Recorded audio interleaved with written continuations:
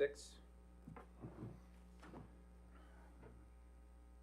The roll call, we usually call Grady Bonzel, Dennis Sneeden, Here. Matt McKenzie, Curtis Penrod. Here. Wally Henson. Here. We have a quorum, so we can go ahead with the first item on the agenda. If you want to ask for if there's any public comment on anything that's not on the agenda. Are there any public comments or anything that's not listed on the agenda today? There's none. Okay. We'll go ahead to the variance request. To the variance request, and then item number 3. Okay.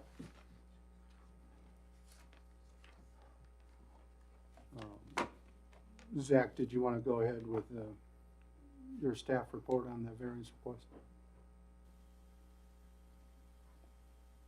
Yes. Some uniqueness. The variance requested arise from conditions that are unique to the property, which it is unique in the fact that it's only 1.7 acres opposed to the 2 acres that is required by an RV camp. The adjacent properties, the variance will not material. Why don't you start with where the property's at and the background for it? 634 East 19th Street, For behind the the Dollar record. General. Yes. Up there on the map there, it's highlighted in the light blue color as you clicked on it. It will be located directly behind Dollar General, so it won't be sticking out anywhere aside from that. The other half of the property is used for truck parking. Who's the applicant? Cherry Street Properties, LLC. The variance they are requesting is to be allowed to have a RV camp on a site that is less than 2 acres. So that goes back to the 1.7 acres and the 2 acre requirement. So that is what we are varying from today.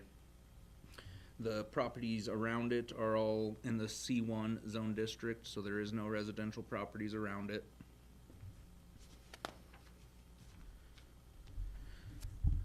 I had one phone call from a neighbor, and there was no bad said from it.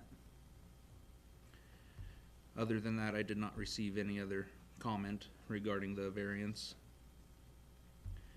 Hardship, it does kind of present a hardship just because it is that close to being to that size that it needs to be. There's nothing that could be done to make the lot any bigger. The property to the north of it's owned by somebody else. So the public interest, this variance will not adversely affect the public health, safety, morals, order, convenience, or general welfare of the community.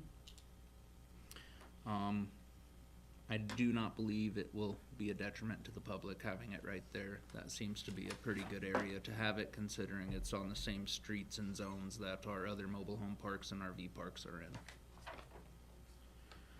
The spirit and intent, this variance would not be against the spirit and intent of the zoning regulations that you guys and former planning commissioners have put in place for what we decide the city to be. And this is the minimum variance requested. He's only asking for 0.3 of an acre to be varied from. It's not like we're trying to vary all the way down to a super tiny lot for 8 RV spaces. The intention is to have 8 spaces, correct? And not any more than that. There's more stipulations once you go above 10. You hit that number and you're required bathhouse for men and women. Once you hit 20, you're required a second one.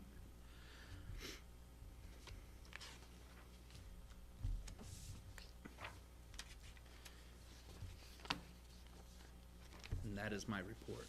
Are there any questions? I guess, Chair, we might ask if the applicant has anything to say on behalf of, since this is the public hearing. Yeah, does the applicant, do you have any other comment you'd like to add? Thank you for considering this. No, I don't. I never Could you- planned on. Could you step up Could you to come the to the podium? microphone? Thank you. Sorry. Do I have to turn it on? No. It's live. Thanks for your time in considering this. My name's Justin Bensinger, and only thing I would like to say is, with all the influx of people into town, I think approving things like this is definitely gonna be good for the Goodland. The reason I first considered this is because a gentleman from Troy approached me and said, I just found a place to keep my RV in Stratton, Colorado. Is there anything, chance there would be anything closer? And I almost cried, because we don't need money going to Stratton, Colorado. We need money staying in Goodland, Kansas. So, restaurants and everything else will, I think, benefit from this RV park. Dollar General's certainly happy about it. Any questions for me?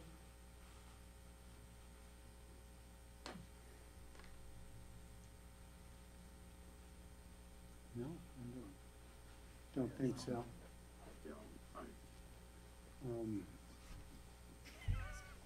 You might ask Curtis if there's anybody else who wants to speak on the application at this time. Does anybody else like to speak on this? Have any comment? Do I need to go to the podium? Sure, Carol. And state your name and then go ahead and say. Carol McClure, owner of 1901 Cherry, also known as Bubba's Meat Block.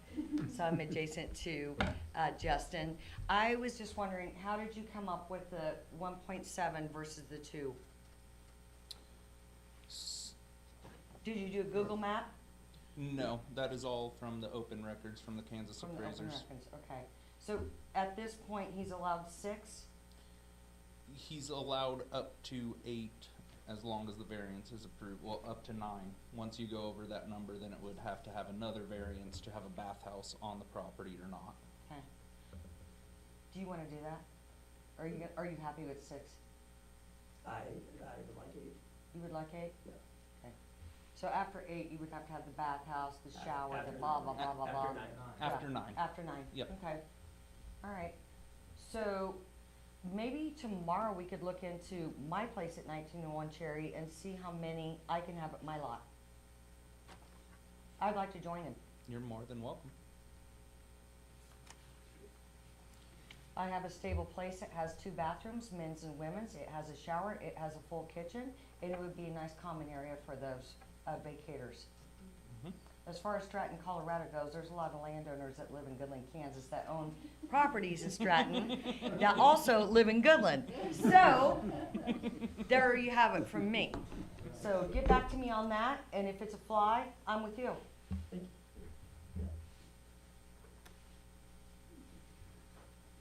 Now, Curtis, you might want to ask if there's anybody else who wants to say anything. Anybody else have any questions or comments? Joey, go get it. Of course I do. Okay, quick question. Kent and I've had a lot of discussion over this the last couple of weeks. Poor guy, I bothered him during his vacation, and I'm Joni Guyer. We have some campers on our lot at 1419 Cattle Trail, which, Wally, you know that says Grandpa Guyer's lot. We are an acre, so why can't, I'm getting a hard time. We're a solid acre over there. Our campers, what is the footage? Well, It- I'll correct you for one thing regarding Joni. The question tonight is regarding this property on East 19th. Right. It's commercially zoned. Correct. It's already zoned commercially. And the RV parks are allowed in commercial zone property. They aren't currently allowed on residential zone property. Right. So, and the property on Cattle Trail is residential zone property. But the public hearing tonight and the item on the agenda is just regarding the property on East 19th. So the one thing I would like to say, no offense, Justin, they need spaced out a little further if we're gonna have an RV park in the back of a business. They are squished in there. And that, for me, as a fire hazard concern, if we're gonna have this, we all need to make sure we are abiding by all of the speculations and codes that we do have in place. Okay. So, that's just my concern. You know where I stand, some of you weren't here last night. I have 8 campers on a waiting list. They were called this morning and said, you will be in Goodland, Kansas by Friday. these workers had no idea they were coming. Sure. So they're in panic mode as well as Goodland and the surrounding areas, so that's just my beef, not my beef, my concern, I should say. Let's just make sure we are making sure everyone is, I mean, we're good to go.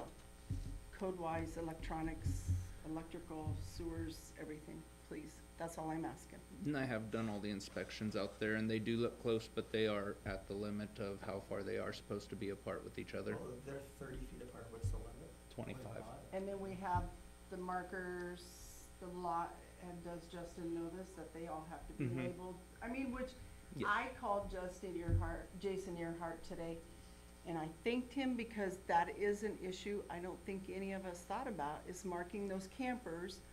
If there is an emergency, well, guess what, ours are marked.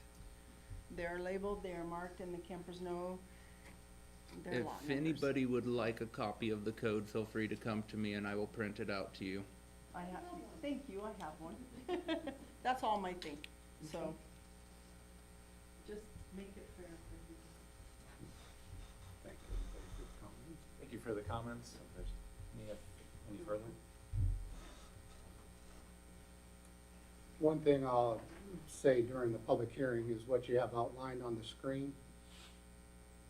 The lot is actually just it isn't the entire U, If you upside go down to U. my staff report, it should have a picture of it. There's it's just between the FedEx building and the Dollar General. Correct. On that half of it's not even half, it's the leg of the upside down U is the property in question. I have it up here. It is the one with the star in it. Yeah. So the other one, because the engineering makes it seem as if it's one property, but it is two different parcels. I just wanted to point that out. I think the next picture shows it a little more clear, Josh. And there you go. So. If there's no more further comments, you can close the public hearing at whatever time it is. If there's no further comments, we'll consider the public hearing section closed. It is 6:14.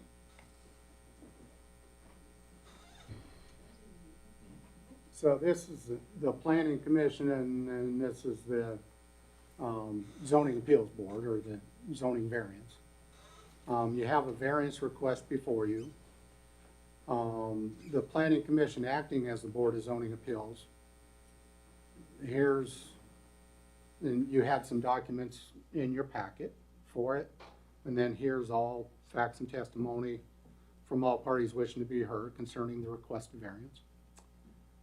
In each case, the Board of Zoning Appeals shall not grant a variance unless it finds facts which conclusively support all of the following findings. And that's why we go through these one at a time, as far as uniqueness, adjacent property, hardship, public interest, spirit and intent of the zoning regulations, and then is it the minimum variance? So those are the items. That's required, actually, it's by state statute. It's also within our city code. And the reason it's done this way is that if there's appeal, it goes to court. It doesn't go to the city commission, it goes to court. So that's why they have that. And then we make a finding on each one. And what Zach had provided you in the staff report is some information regarding each of those categories. As far as the uniqueness, you know, he put in there the property sits in an area of town where there's RV parks and mobile home parks are located currently. You know, it's fairly close to the KOA, and it's fairly close to Sunflower. I get mixed up between the two mobile home parks, the names on one, but I think the Sunflower one is the closer. That is correct. The lot size is just a bit too small. Are you guys okay? I mean, do you agree with that assessment? or Is do that you- a substandard size lot, or is it just, there's so much variability out there in that commercial business area? Our town has such a variability in lot size, just over the years of things being divided up and Yeah, split chopped between up. children and then sold off. I popped through there a little bit and saw some that were less than two, but a lot that were more than two, or right at two and three, so. It seems that it's within the line, but just a little bit under the standard for that RV park, which, again, it's just barely, so that doesn't seem to bother me.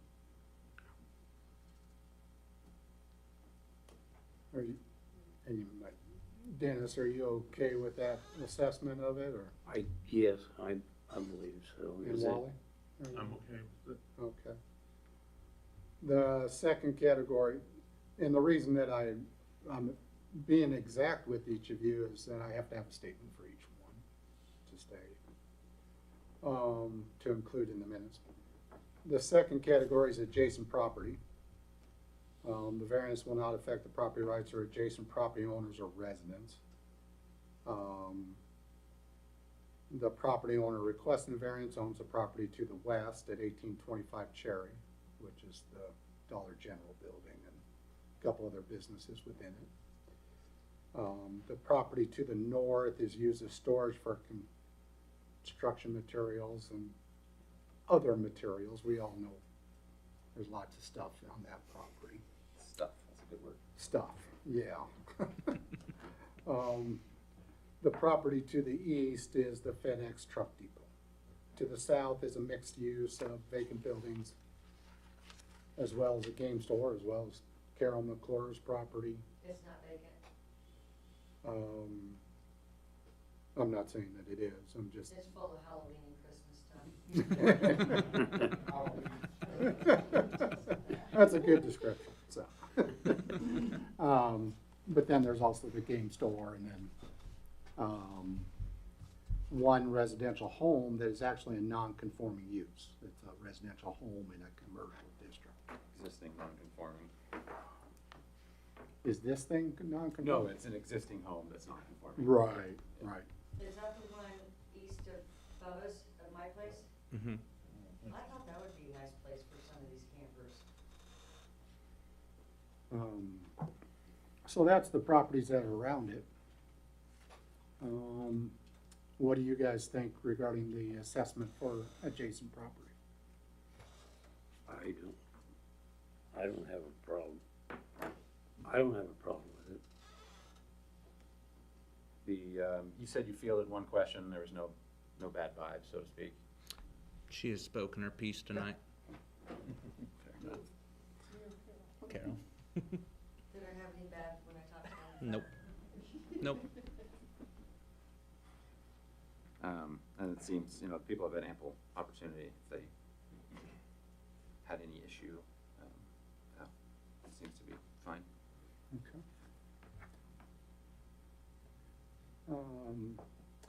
Wally, do you have anything to comment regarding our adjacent property? No, I don't. Okay. I'm getting ready to make a motion to approve, so. Well, let us get through the other categories. Yeah, I know. Hardship.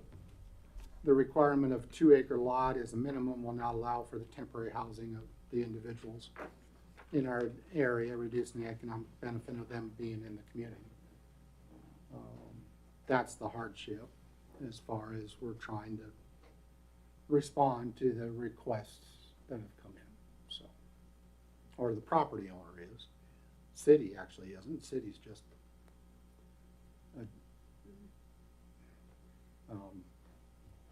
doing the procedure for this application. Mhm. Do you have any questions regarding the hardship?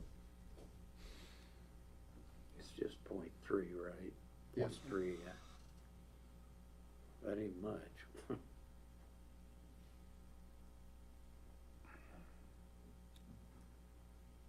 The next category is public interest.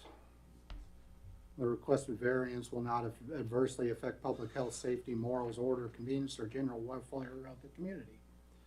The proposed variance shall not impair an adequate supply of light or air to the adjacent property, or substantially increase the congestion in the public streets. With the FedEx trucking right behind it, it's really not gonna be that much addition on 19th Street. Increase the danger of fire or endanger the public safety. The notes during the public comment regarding making sure there's regarding fire is well received and making sure that it meets all the code restrictions. And, or is it gonna, public interest or substantially diminish or impair property values within the neighborhood? Staff does not see it as affecting the property values within the neighborhood. I tend to agree that it wouldn't negatively affect, and wouldn't really affect the public at large. It's a relatively small development, just 8. Did you have any comment, Dennis? No, I believe I don't think it'd make any, I'm agreement with it. Okay. I'm not trying to make it complicated, I'm just making sure that everybody's had a chance to speak. And since our chair and vice chair are unable to be here tonight, we're having to work this a little more carefully. The spirit and intent, this is, the request and variance will not be opposed to the general spirit and intent of the zoning regulations. And a lot of times what we say regarding this is because of the variance, it does let the neighbors know that there is a request going on for this type of activity on that lot. And if it is at great variance with other activities in the neighborhood, you know, there could be more to said in this category of spirit and intent, but this use is so similar to the uses that are nearby, whether it's the FedEx trucking, whether it's the campground just, you know, down the block. Yep. That's why Zach put on the staff report, the requested variance will not be opposed to the general spirit and intent of the zoning regulations. Yeah, the development would otherwise be allowed, it's just that it's slightly too small, so. Right. Fits the spirit and intent. And then the last category is the minimum variance. The requested variance is not the minimum variance, depending on the number of RVs it's intending to serve. I believe would be the determining factor on how small the lot can be in regards to the space requirements for each mobile home. But it does have enough, doesn't it, Zach, regarding to meet the, what is it, 8 or is it 9 lots that there's being requested? He's requesting 8 lots. Okay. And there's more than an ample enough room according to the size requirements per mobile, per RV park. RV. Yes. Does that make sense? Yep.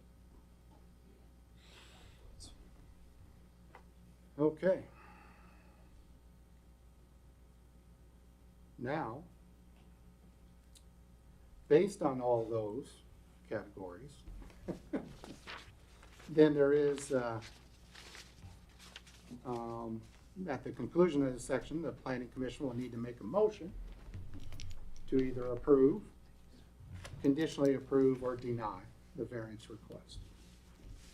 I'll make the motion to approve the variance request. I'll second it. Is there any more discussion? Any more discussion? And just ask staff to call the roll. Call the roll. Dennis Needham, Aye. Curtis, Aye. Wallach, Yep. and then that sounds to me that it's approved on the variance request 3-0.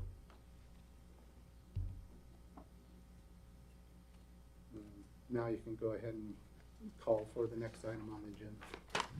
All right, the next item is number 4, the site plan review. 19th Street, the North Lotto roadway in.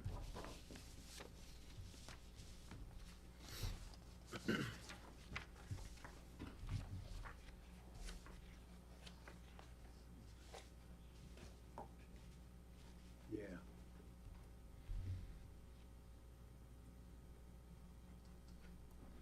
I will say this is gonna be a little more difficult to visualize as we're trying to work in front of the project happening opposed to it being ready to go up and us coming to do it. Still no survey. You said 2 to 3 weeks before they can get there.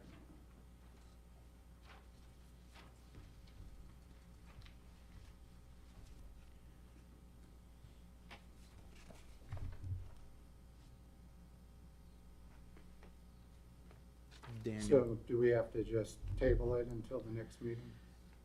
we can still do it, but it's up to these guys. I think we can still do it. Daniel has all his supporting documents with him right now, opposed, just not the survey. I So, got old surveys that show what the property line is. I own all that property through there, Okay. so I'll just take a section of it. I'll go for the point, take a teacher in school. we need to get a laser pointer.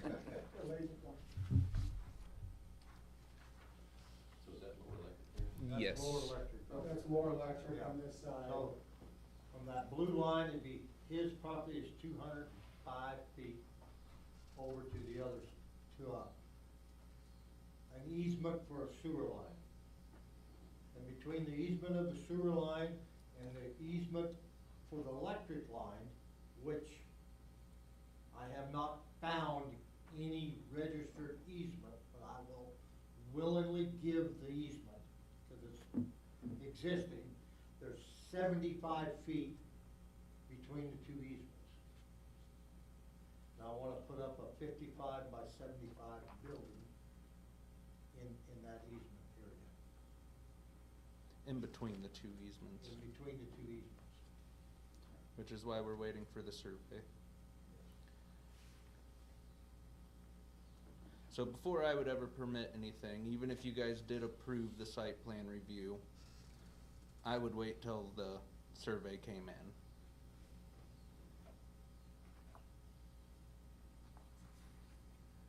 I'm assuming the sewer easement is what ties the hotel into the main. As far as their service. Mm-hmm. That's my assumption on what would be the sewer easement at that location, but I also don't know what used to be there. Right.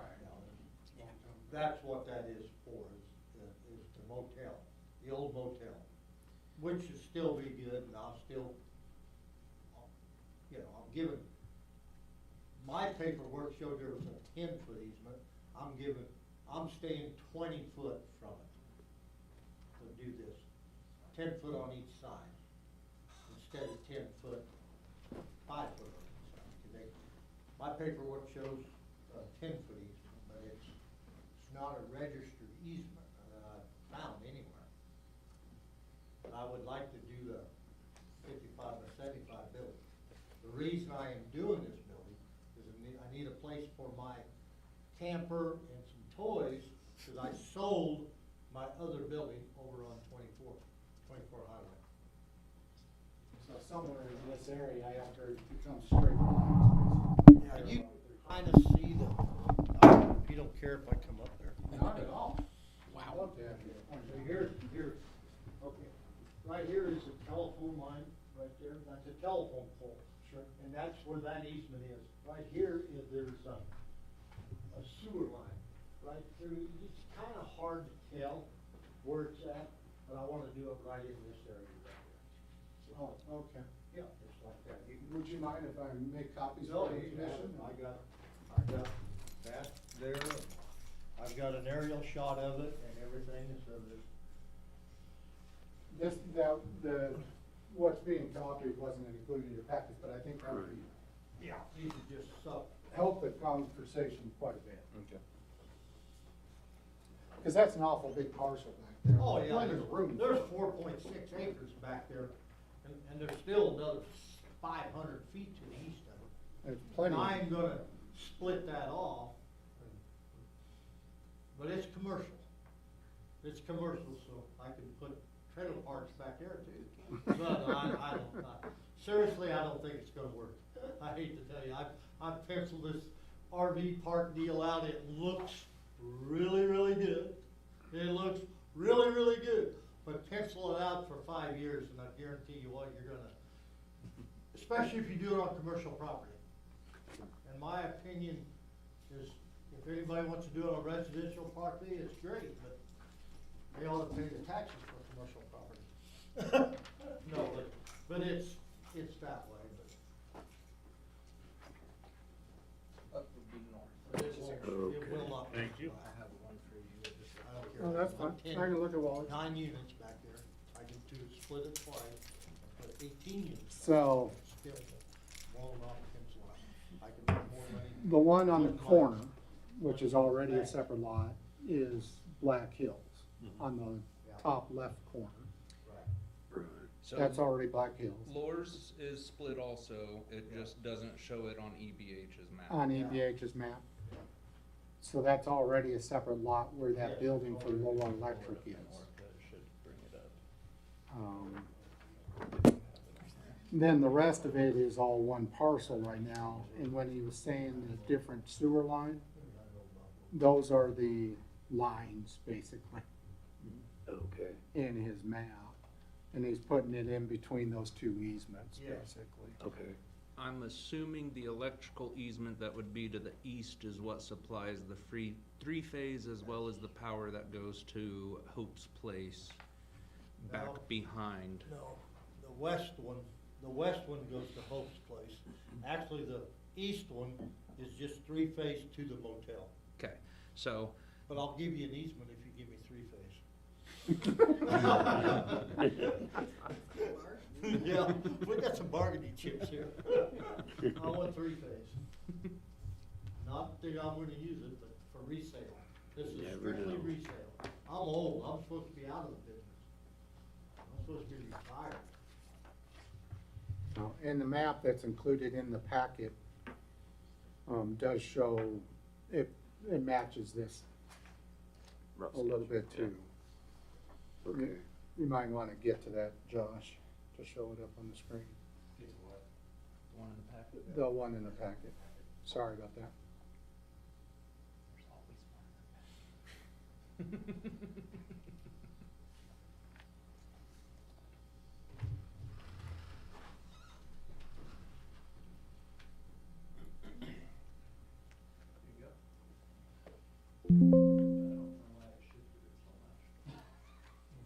Now you see why I didn't have it pulled up. Yeah. However it got translated into the PDF, it shifted it. Yeah, cause you pull it up and this is what you see. Well, keep going. Yeah, one more page. One more page. There you go. No, why does it look so Yeah, different on that's your one screen? I've got. So that's where he's talking about. Right. Right, okay. I tried to do the measurements as closely as possible, but things are a little off when you use the ruler on the GIS.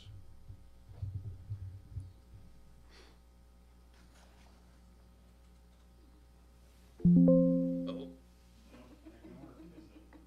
There. That's right. It will meet all the required setbacks that are required for the commercial district. Just putting up an engineer building. Yes. Everything's got stamps on it from an engineer, blueprints down from the foundation up to the peak of the roof.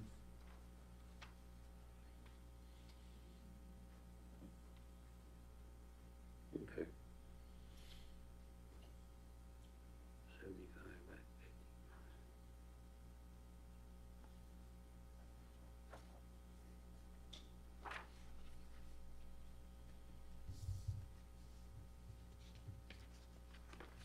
Well, I don't have any problem with that. Looks good.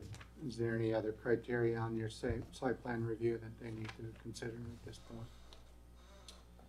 If there were to be residential areas abutting that district, you would then have different setbacks different things like that that would be required, with everything being commercial or heavy industrial with the railroad right across and the elevators. There's not very much restriction on the setbacks and those kinds of things. The building height is well under what you can actually achieve in that district, so. The power lines will be far enough away, we will still maintain clearance on those as well. So our overhead service and conductors, that won't be an issue.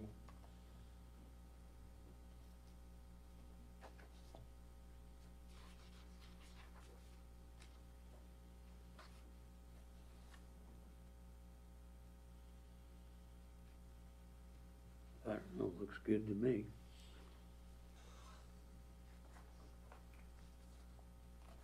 Yeah, I don't see any issues. It seems like pretty straightforward.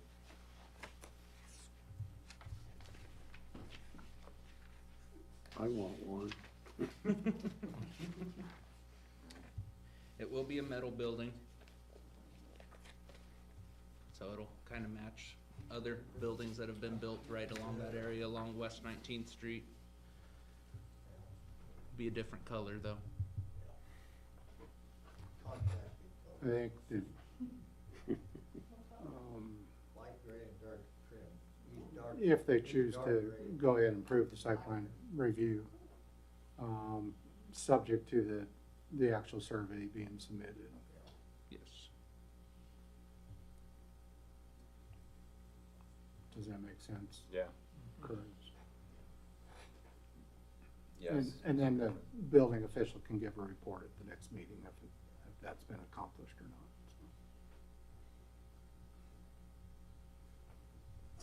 That works. We'll make a motion that we approve the site plan. Second. And so you went ahead and made the motion, Yeah, I Curtis? think So go ahead and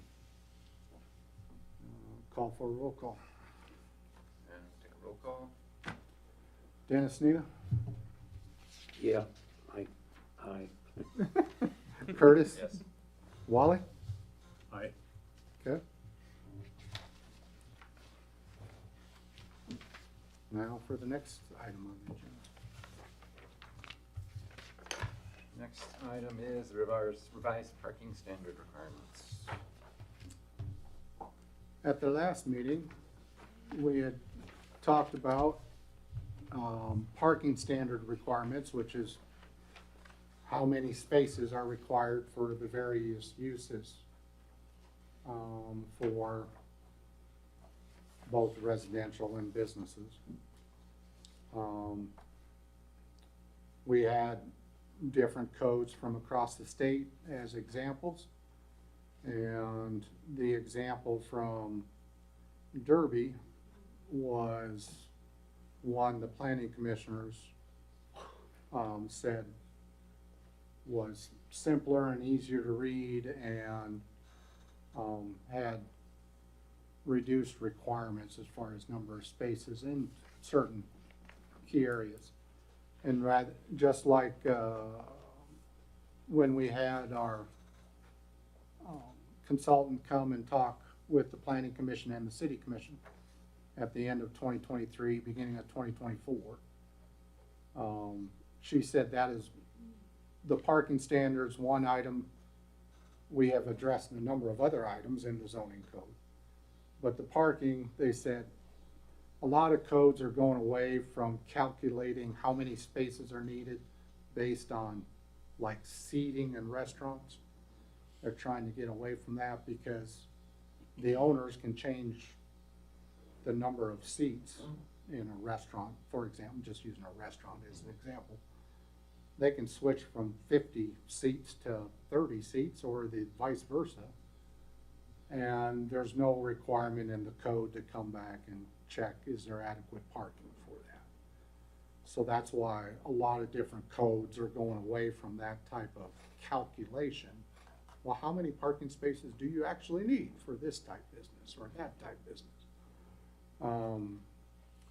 So what we included in the packet was the current Goodland City Code and the example from Derby on the required. And then we highlighted in the different colors to show what is the same language and what is different. And we just wanted you to review it before we went ahead with doing a ordinance. So the first one is Goodlands Code, which Josh has up on the screen also if you have it in front of you. And this, this code was done in 2000, 2001 for Goodland.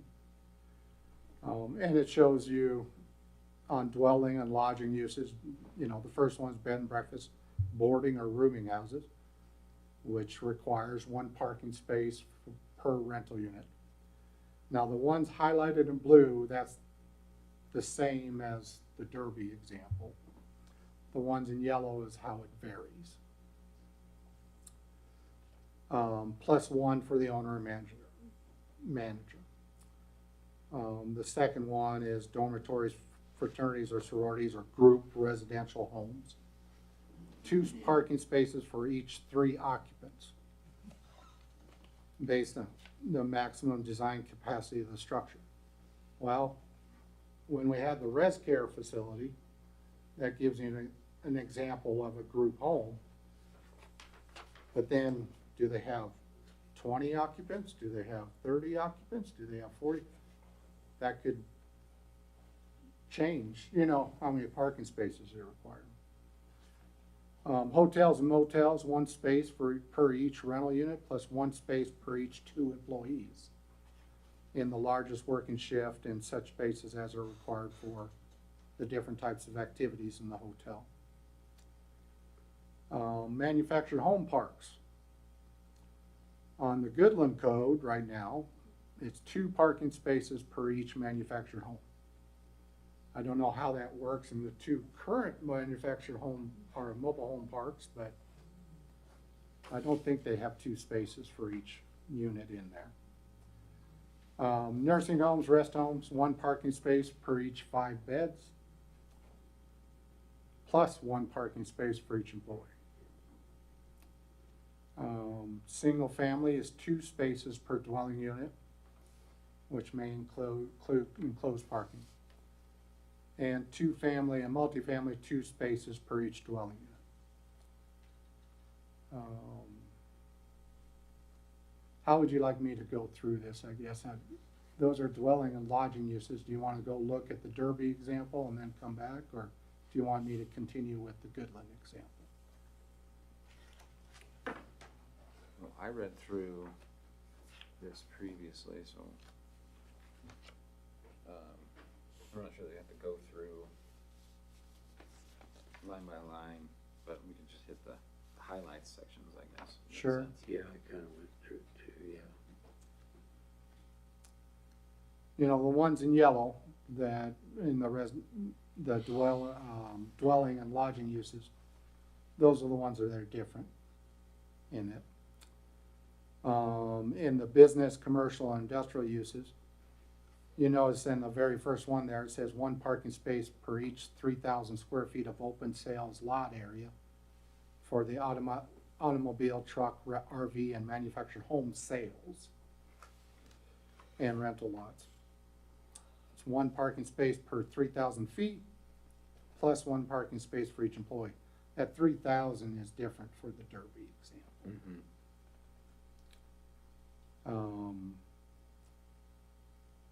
The numbers down for financial, business, and professional offices, 1 parking space. And then it has for each 300 square feet of gross floor area. I think it might have a variance as far as the, how much floor area. And then there's not much differences.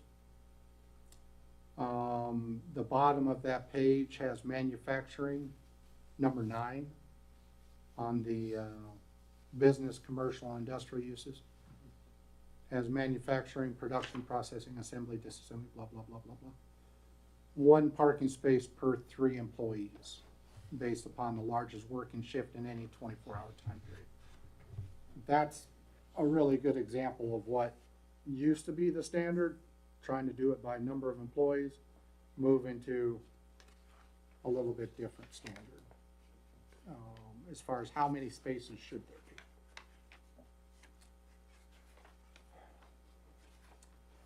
And then it goes through other categories. The medical and dental clinics, then it's one parking space for each 200 square feet of gross floor area, plus a certain space per 2 employees. The restaurants is one parking space for each 2.5 seats. Again, it's getting to that number of seats business. Mm-hmm. Retail stores and shops, one parking space per 200 square foot of floor area, plus one space per 2 employees. Theaters is one parking space for each 3.5 seats.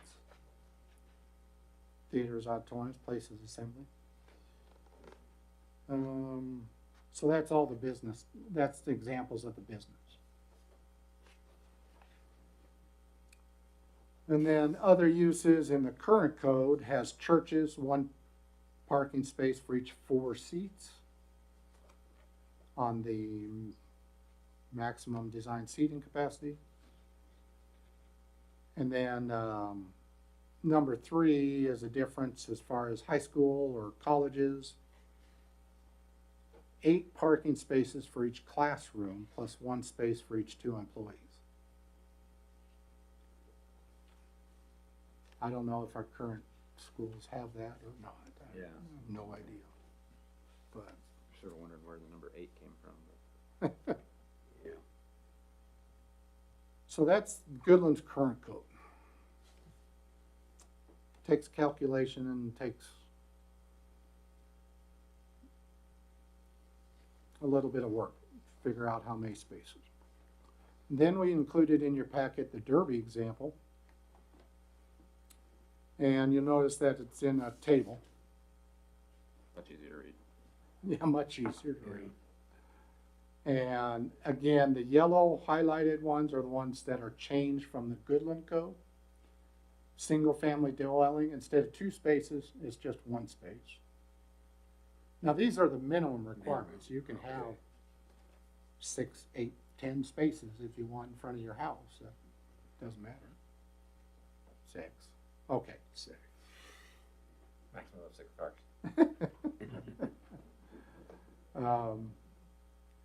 Mobile home dwelling, 1 space. 2 family dwelling, 1 space per unit, so 1 space for each side of a 2 family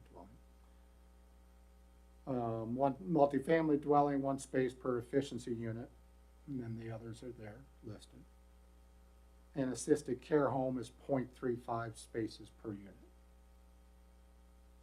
So that gives you an idea regarding the residential uses. Public and civic uses, it keeps the same as far as the church or place of worship, 1 space per 4 seats. I don't know how they decided that, but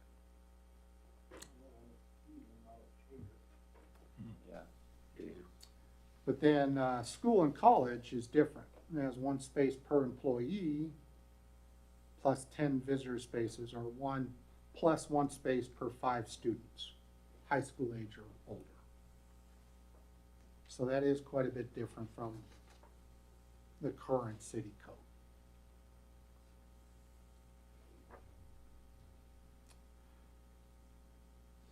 And then as far, and go ahead and interrupt me for any questions that you have. Sure.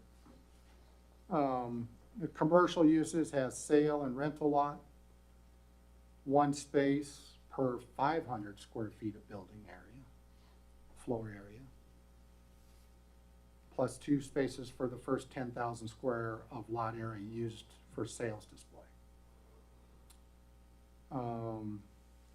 Business and professional office, it does have the 1 space, but then it's a different, It's 400 instead of 300 or something. yeah. What is it, Curtis? I think I see 300 under, that's financial institutions. Yeah, I think it says 1 for 300. 1 for 300 versus 1 for 400. And then it has the rest that are really not, it's not listed on our current code, convenience store. We'll have different names for them. That's, you can see how over the years that they'll change names of the categories of businesses.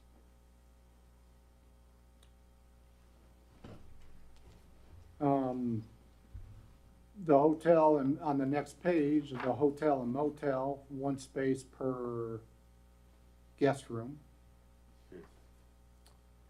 Medical or dental clinic or office is one space, and then the 400 square feet again is different from whatever the Goodland code has. I think it was 200. Correct. Restaurant is one space per 3 occupants. One, 2.5. Yeah. And you see the other requirements in there for a little bit of changes here and there, but it's mainly dealing with floor area of the individual businesses. The bottom little section on this that says minimum required parking in the B2A district, that's something specific to Derby. Derby. That's not really for our business. But, I've got a question, sure. and my good friends are here from Mom's Kitchen. Parking's never been a problem there, as far as I know. People come and go, but is it well within where we're at here on the code? Well, I guess I would ask, Yeah, we need 13 spots is all to fill our place up. And we have more than We that. have more than that. you have more than 13 spaces currently Correct. identified around your Kind of, building. yeah. Yeah. You know, if everybody brings their own car, then that would create an issue. But, yeah, no, we've not had a problem on that. Places to park. Parking fannies is the problem we have some days, but yeah. We have standing room only and waiting lines sometimes. So if we had this one space per 3 occupants, what's the occupancy That's of your 11, building? that's 11 spaces now, that's less than what you were asking for. We're only 32 occupancy. Yeah, 32 occupancy. yeah. Maximum value. So you only would be required to have 11 spaces. Yeah. So. Yeah, That's that one would- side, honestly. Just, I would, yeah, pretty that'd be much. in the west side, that would cover that. I would just like to say what Kent said earlier, this is just the minimum. You can have more. So many as you can fit. So when we, for that particular business, it wouldn't be a problem. Mm. So, but that's a good example.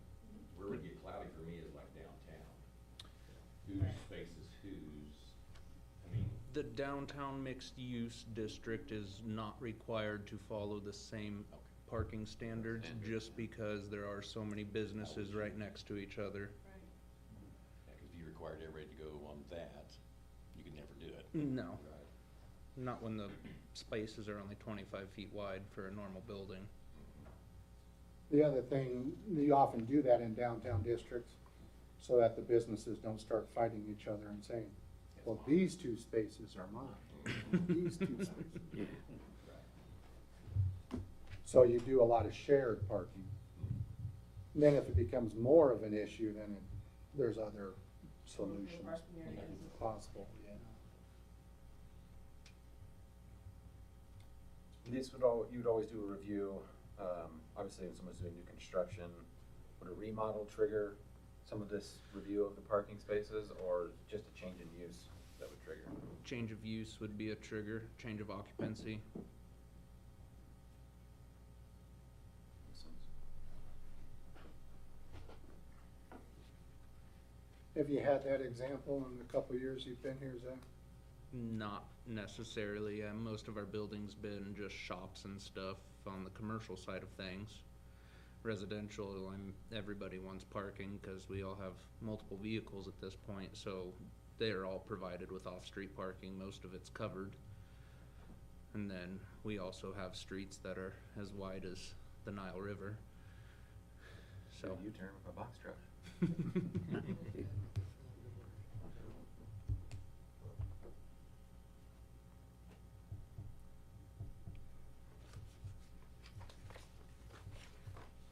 So this seemed at first glance, Derby being a good example, just because of the ease of use and more clearly defined. Does that still follow, or is there any other questions that come up for y'all?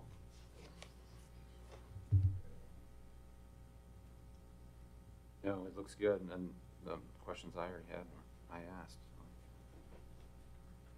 It's always just some game between a ratio of square feet or a ratio of occupancy, and just deciding the happy spot.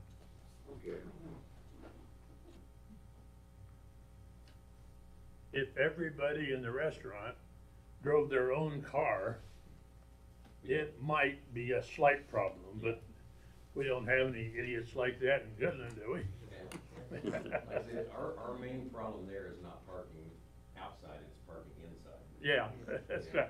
Trying to find. You need more floor space. Yeah. not- Yeah. Need more booth space. Yeah.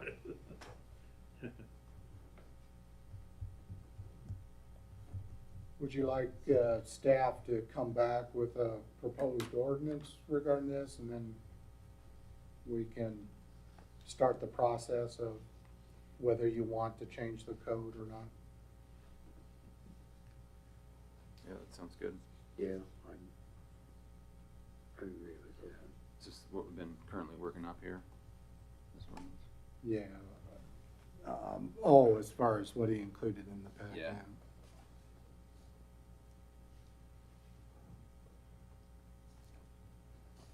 That's an example of an ordinance. And the way, this is the actual ordinance that would go to the city commission, because they're ones that would have to approve it eventually. What the planning commission would do is set a public hearing, and then we would publish it, and once or twice in the newspaper. Once, for zoning changes, I believe it's twice. twice in the newspaper, I think.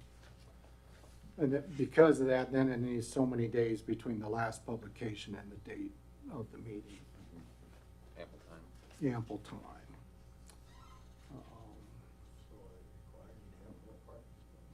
Less.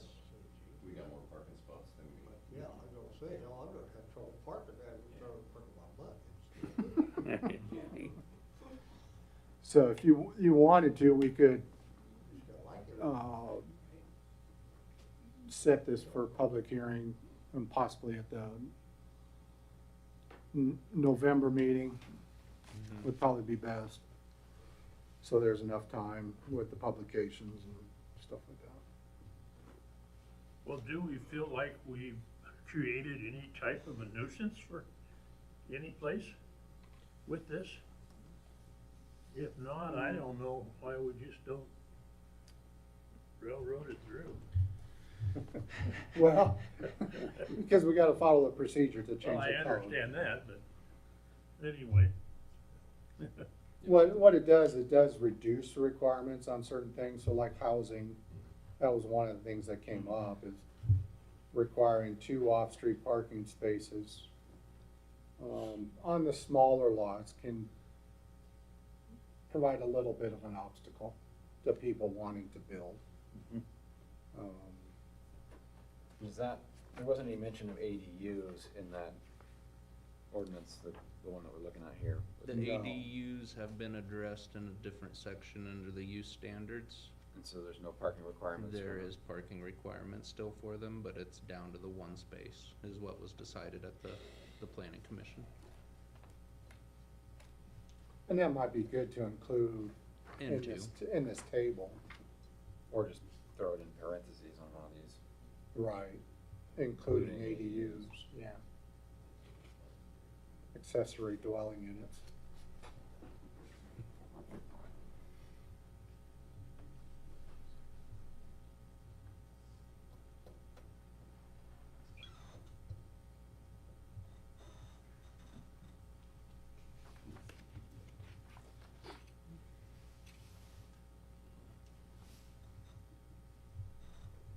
the date of the November meeting is would be in November 11th. On the second Tuesday, if you would want to set it for public hearing.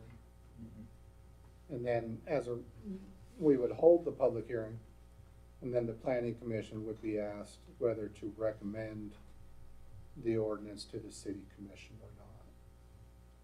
And you don't have to, even if you hold the public hearing, you don't have to say yes. But because we have two members that are not here tonight, they may have different ideas regarding it as well. I don't know. Okay.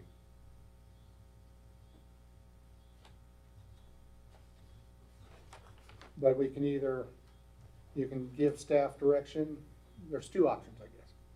You can give staff direction to come back with the ordinance at next meeting, and then we'll set the public hearing from that meeting.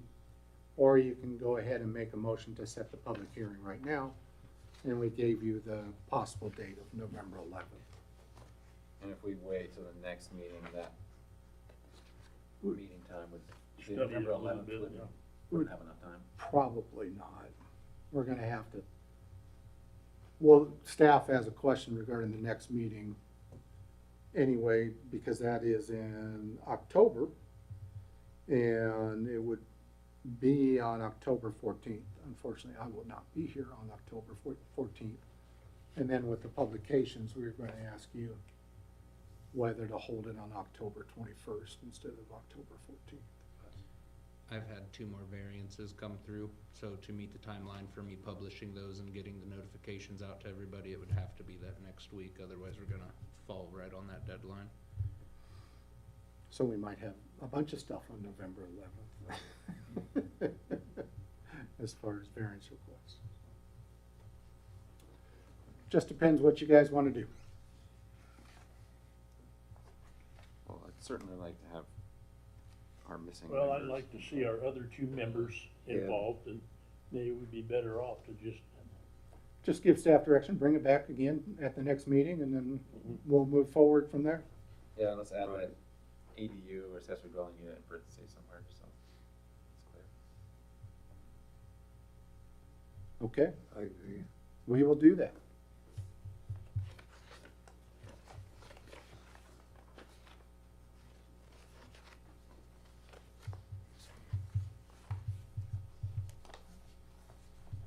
So our next meeting will be on what? Well, we're gonna ask you that. Okay. I wouldn't have a problem with the 21st or the next week after that. Yeah, that's the third Tuesday in October. Okay. Would that be okay with you all? the 1st of October. Curtis needs to check. I wouldn't have a problem with it. I did not ask Grady, or did not have an opportunity to ask Grady or Matt. but- I ran into Matt today. Did Didn't you? even think about it. Just walked right by and said, "Have a good day." We talked to him on the phone. The third week. Third week, as far as the Third Tuesday. third Tuesday on the 21st. Yeah, it's the 21st, yeah. That would work for you? That's fine. Okay. We will set the meeting for October 21st. Okay. The next thing on the agenda is reports. So you can ask if all the planning commissioners if they have any reports. Does anybody have anything to report? I don't. I've just had quite a few people compliment us on railroading, or I use that term loosely, don't I? Okay. You know, we've got a property, what is that? 10th and Kansas. That house has been removed from that property. The garage is still there, but then I can think of at least 3 other properties in town that the building has been removed and looking better than it did before. But, Staff keeps working on it. yep, that's right. And then, you don't have anything? And then just ask Zach if he has anything. Zach, else. yeah. Nothing at this time. Okay. And I don't have anything else besides the timing of the next meeting. Oh, I do have one other thing. And it came up during a public hearing regarding the RV park, as far as we will have a, possibly, we are presenting at the city commission, their next meeting, on a possible ordinance to add a conditional use for an RV park in a residential zone. That's what happened at the meeting last night at the city commission. Just like we're talking about the parking, adding a conditional use would require the same procedure, where the planning commission considers it, holds a public hearing, and then at the conclusion of the public hearing, either that meeting or afterward, makes a recommendation to the city commission whether to approve the ordinance or not. And then it goes to the city commission, and then they decide whether to actually approve the change or not. There was a lot of discussion last night at the city commission meeting. And that's what they came to a decision for, was to have a proposed ordinance to add a conditional use to allow RV parks on a residential lot. But there's a lot of criteria to go through, a lot of different items to consider. So they're gonna have to discuss it some more. They will give staff direction of what will be the starting point for So planning commission to review. Is it an R1 lot or an R2 lot? Either. So, hopefully that's a pretty good synopsis of the discussion last night, so. That's the only thing I have, Chair. Now we have the minutes from the last meeting, Minutes from the last meeting. which were included in your packet, the minutes from the August 12th, 2025 meeting. Do you have any changes? I do not. I wasn't here, so.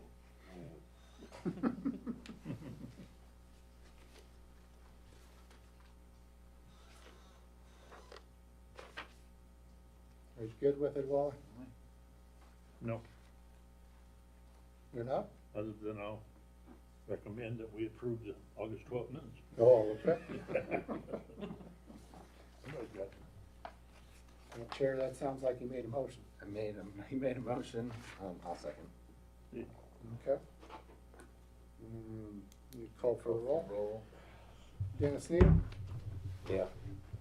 Curtis, Yes. Wally, Yeah. and now a motion to adjourn. I'll make that motion. I'll second. Thanks, everybody, for coming. All those in favor can stay, or can leave, and those who are against it can stay.